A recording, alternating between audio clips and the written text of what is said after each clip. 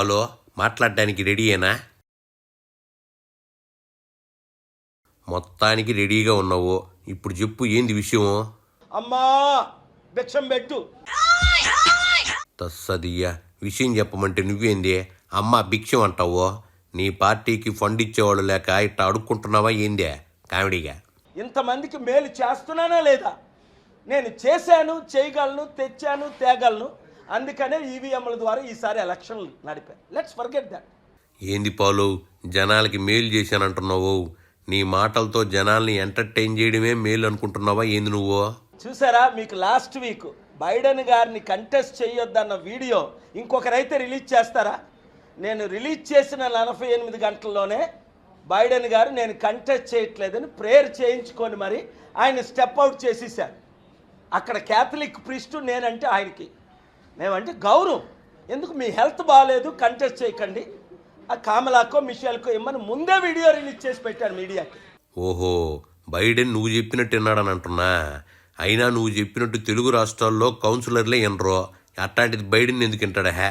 తెలంగాణ అప్పు 7 లక్షల కోట్లు అయితే, ఆంధ్ర అప్పు 13 లక్షల కోట్లు అయితే, దేశ అప్పు 240 లక్షల కోట్లు. వడ్డీ కట్టగలుగుతున్నారా? ఇదంతా బబుల్ ఎకానమీ. అమెరికా లాంటి ధనిక దేశాలే అప్పులు చేస్తున్నాయి కదా పాలు, అట్లాంటిది మన దేశం ఏముంది చెప్పు? ఎప్పటికైనా చరిత్రలో మిగిలిపోయింది హీరోగా నేనే. ఈ 10 పార్టీల మాట నేను పవన్ కళ్యాణ్ కాదు, ప్యాకేజ్ స్టార్లు మిగిలిపోరు. ఎందుకంటే ఏంది పాలు, నేనే హీరో అంటున్నావు? నువ్వు పార్టీ పెట్టి ఇన్ని సంవత్సరాలైనా కనీసం సర్పంచ్ని కూడా గెలిపించుకోలేదు కదా, అందుకేనా ఏంది నువ్వు హీరోవే? పవర్ కొరకు ఎవడైనా అమ్ముడుపోయాడు, నేను అమ్ముడుపోయానా? నువ్వు అమ్ముడు పోవాలంటే నిన్నెవడైనా కొనుక్కోవడానికి రావాలి కదా. ఇదే మిత్రులు మోదీ గారు నాకు ఎంపీ రాజ్యసభ ఇచ్చి ఫారెన్ మినిస్టర్ ఇస్తానంటే తీసుకున్నానా?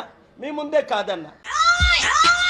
మా ముందు మోదీ నీకు ఎంపీ పోస్ట్ ఎప్పుడు ఆఫర్ చేశాడు? నేను సేవ చేస్తాను, నన్ను వాడుకోండి అంతే. డబ్బులు తీసుకొస్తాను, కంపెనీలు తీసుకొస్తాను, అభివృద్ధి చేస్తాను. ఏంది పాలు, నిన్ను వాడుకోమని చెప్తున్నావు? నిన్ను వాడుకోవడానికి ఇంకా 5 ఏళ్ళు టైం ఉందిలే గానే, ఈ లోపల కొంచెం సైలెంట్గా ఉండు. ముఖ్యమంత్రి గారు ఎందుకో ఆయనకి మరి మెంటల్ ఎబిలిటీస్ దెబ్బతిన్నాయా? బావుకు మెంటల్ అంటావేందే? అయినా గెలిచిన ఆయనకి మెంటల్ ఎందుకు ఎక్కుద్ది? ఓడిపోయిన నీకు ఎక్కుద్ది కానీ. మీరు వచ్చి రాని ఇంగ్లీష్తో ఇద్దరును, చంద్రబాబు నాయుడును Pavan Kalyan, yes sir your honour, sir sir your sir అంటాడు ఈడు ఇలాగే జుత్తు ఎగరేసుకుంటూ. ఓహో, పవన్ జుట్టు ఎగరేస్తాడని ఫీల్ అవుతున్నావా? నీకంటే జుట్టు లేదు కదా పాలో, ఉన్నోళ్ళు ఎగరేయకుండా ఎందుకుంటారు చెప్పు?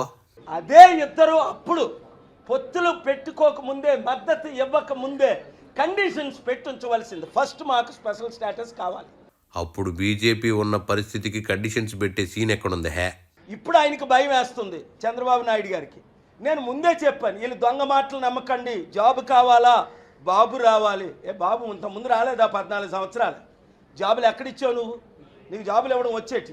జాబులు ఇవ్వడం బాబుకు రాదంటావేంది? హైదరాబాదులో ప్రపంచం అంతా ఎంతమంది జాబులు చేస్తున్నారంటే బాబు సెలవే కదా. ఇప్పుడు ముఖ్యమంత్రిగా ఉన్న జైల్లో ఉన్నట్టే, ఇచ్చిన వాగ్దానాలు నెరవేర్చిన వాళ్ళు జైల్లో ఉన్నట్టు. నేను ఫ్రీగా తిరుగుతున్నా. జనాలు నీకు ఓట్లేయకుండా ఫ్రీగా వదిలిపెట్టారు కాబట్టే నువ్వు ఫ్రీగా తిరుగుతున్నావు పాలో. మోదీని ఎంత ఘోరంగా ఆయన తిట్టారు. టెర్రరిస్ట్ అన్నారు, పెళ్లి చేసుకొని పెళ్ళాన్ని పోషించలేనని అన్నారు చంద్రబాబు నాయుడు గారు. ఎంత ఘోరంగా అంత తిట్టిన చంద్రబాబు నాయుడు ఇప్పుడు మోదీ గారిని ఎందుకు కలుస్తున్నారు మరలా వచ్చి? రాజకీయాల్లో పర్మనెంట్ ఫ్రెండ్స్, పర్మనెంట్ ఎనిమీస్ ఎందుకుంటారో?